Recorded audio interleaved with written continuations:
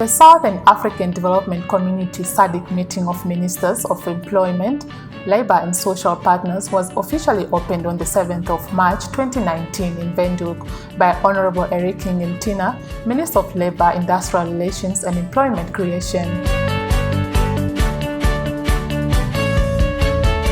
Ngintina serves as the chairperson of SADC Committee of Ministers, Employment, Labour and Social Partners.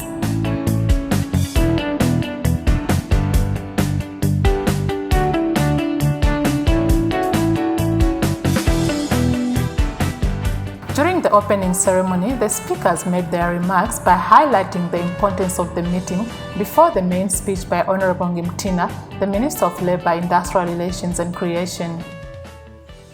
We are meeting at a difficult time where our economics are not performing as hoped, where government revenues are constrained and unemployment, especially among the youth and the women, is very high. This is not a time to despair, but to seek new and more effective ways to meet the current and the future challenges. Honorable Ministers, at the beginning, I congratulated those who have already concluded their election successfully. It is clear that this is an election year in SADC region. Therefore, I also wish South Africa, Malawi, Mozambique, Botswana, and Namibia good luck in conducting their election peacefully and successfully too. I now hereby officially open this meeting of SADC Ministers for Labour and Social Partners. I thank you. The aim of the meeting was to seek consensus on how to achieve coherent, harmonized actions in promoting streamlined pro-employment policy across ministries such as Labour, Finance, Trade and Planning. These actions were aimed to increase productivity and decent jobs for all, especially for the youth and women.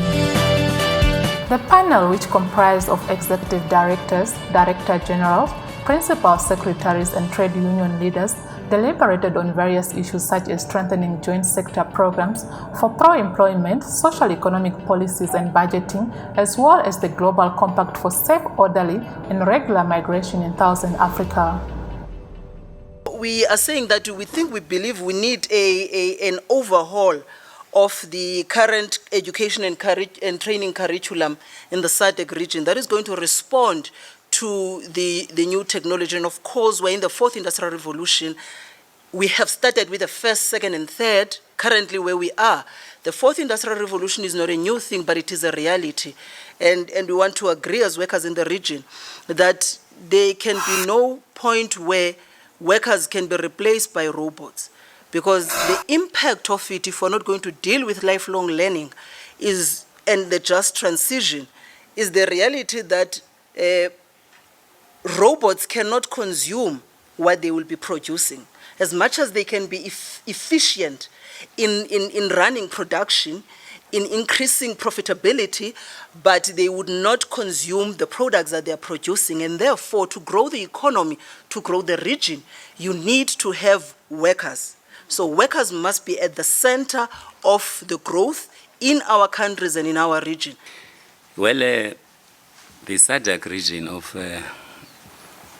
Africa is well endowed with natural resources. I don't even have to mention them: gold, diamonds, copper, and everything else.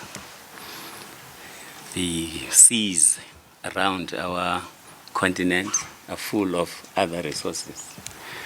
All of these resources are required by the global community. What we should be doing as a region now, as Africa in fact, is to start looking at what it is that we can do to stop the flow of our resources to what is known as the developed world, to stop being the exporters of raw materials and importers of finished goods. There's no reason why we should not be able to extract these resources add value to them, beneficiate, and sell them to those who need it, who need them. So if you are able, therefore, to harness our resources, we should be able to empower the youth and workers of our people by ensuring that education, for instance, is free from grade R up to the highest level, so that at all times we have the resources, the skills that are required by the fourth industrial revolution.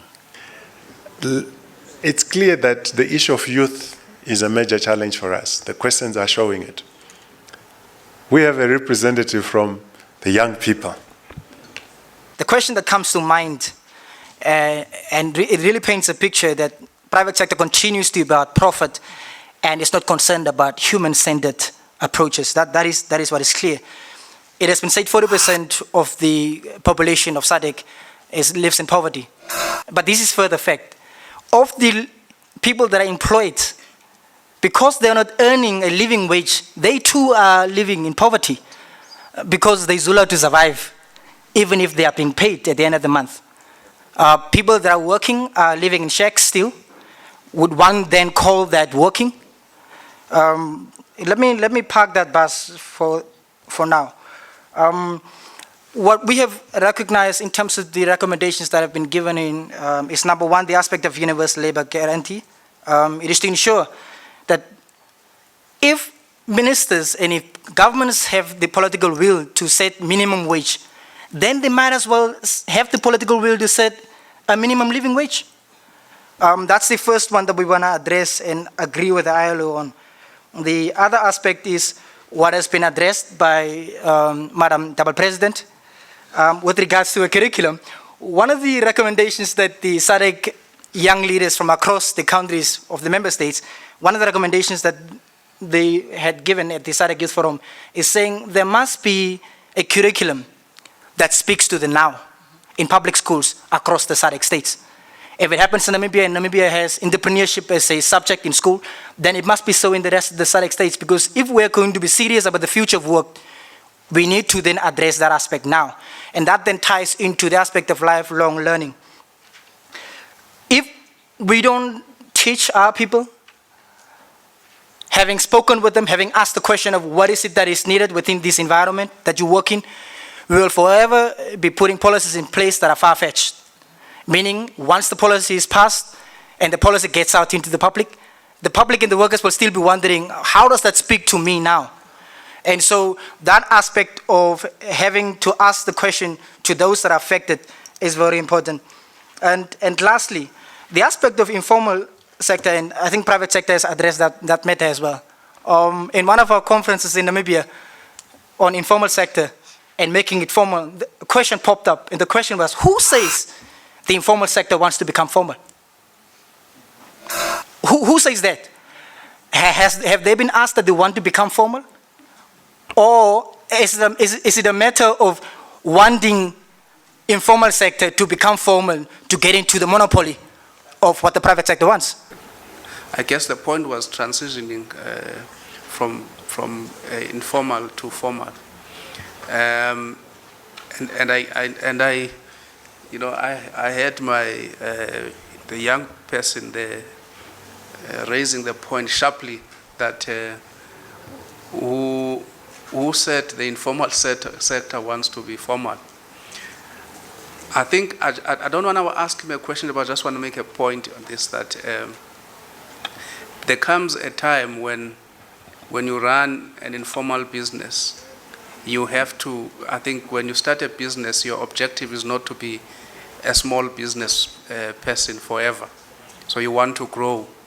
And part of growing is to transition from being a small entity to a much more bigger entity, so that you're able to create open opportunities for others, so that young people can get employed. So I got the sense that he viewed it more, the issue of transitioning, he viewed it more as an imposition rather than a logical progression from being a small entity into a bigger entity. I think we need more of our informal entities to migrate or to transition from informal to formal. Thank you, Chair. I agree with what the Deputy Minister has said in terms of the transition aspect in informal to formal. Yes, that is what must happen. But the 2 billion people, as was alluded to by the Mozambican delegate, the aspect will not happen overnight. And therefore, they cannot be held hostage by not receiving social protection now.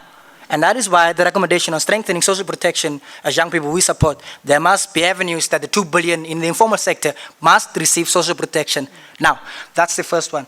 Of the recommendations of this of the SADC Youth Forum, look, entrepreneurship is an aspect that young people have been running with, and young people are able to create their own employment. All that they need is a space to do that. C.A. Jandile, South Africa, not in my name, is the foundation that he runs successfully in what he does. Robert Katende from Uganda has a chess federation known as the Robert Katende Initiative, effective in what he does. About 200 young people across the continent that has been doing that effectively. All they need and must be having is the space to do that. And so we call on governments, especially SADC states, to ensure that there are entrepreneurship hubs, whether it's in every state in your country or whether it is in rural areas, there must be entrepreneurship hubs to ensure that the skills transfer happens. Secondly, private sector must take into account that there's programming where skills transfer is done between private sector and through youth councils. And lastly, nothing can happen without finance. And so we make a call upon government to, as they talk, to walk the walk and put budget allocations for young people to effectively address their own problems, because they can address their own problems. Thank you. Now, the guarantee which is in the recommendation, you cannot guarantee a job if you cannot guarantee business. I think we have to agree on that. And who can guarantee on business? And studies available show that really the lifespan of companies has been reduced from 90 years in 1935 to around only 18 years today. So how can you guarantee really jobs where you cannot be able to guarantee businesses? And who is going now, even in terms of financing? It's not mentioned in the report. Whose responsibility to implement this? It's not mentioned in the report. Thus, presumably, it's the government which has to do that. Now, I don't know that governments are able to guarantee such, and of course, we social partners can be able to do this through collective bargaining agreements which we enter into between workers and employers. And the more you enter collective bargaining agreement, you provide for better terms and conditions of employment. I think that's what I wanted to make that we are not able to guarantee employment in a position where our business ourselves are not guaranteed. And in fact, in the report, it doesn't mention to the blue economy. And while we know that actually there's a lot of debate, a lot of conversation going around the blue economy, very important for the small island states and for the coastal countries. So it's very important for us to consider, because there we can create a lot of jobs for our youth, for our local entrepreneurs, and this is very important, and Seychelles is actually championing the blue economy concept. So it's important for us to take into consideration where we can create more jobs for our youth. It is correct that we don't know if they want to move into formal employment. But in Seychelles, we're trying to push the youth to go into formal employment. The reason behind it is if they don't go into formal employment, they don't pay any pension, so they won't benefit from the pension when they stop working. This is one of the reasons why we're trying to push for them to go into formal employment. Okay?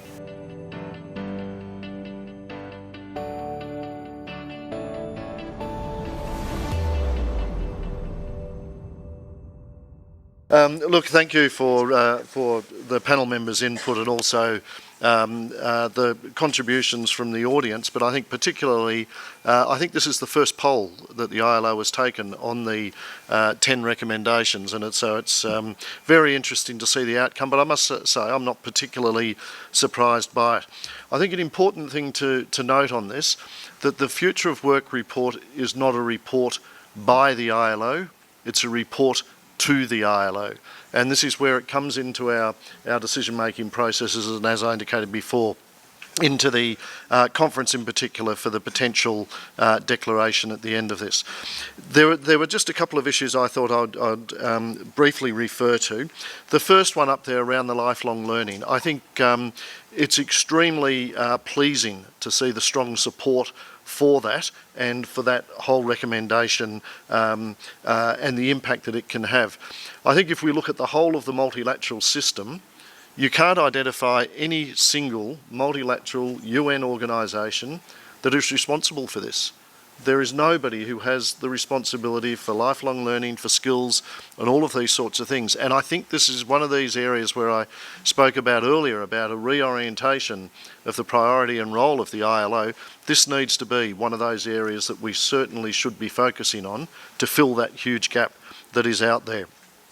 The Minister referred to, and a number of others referred to the issue around youth and just the enormous challenge we have around youth employment, the need for much better quality research.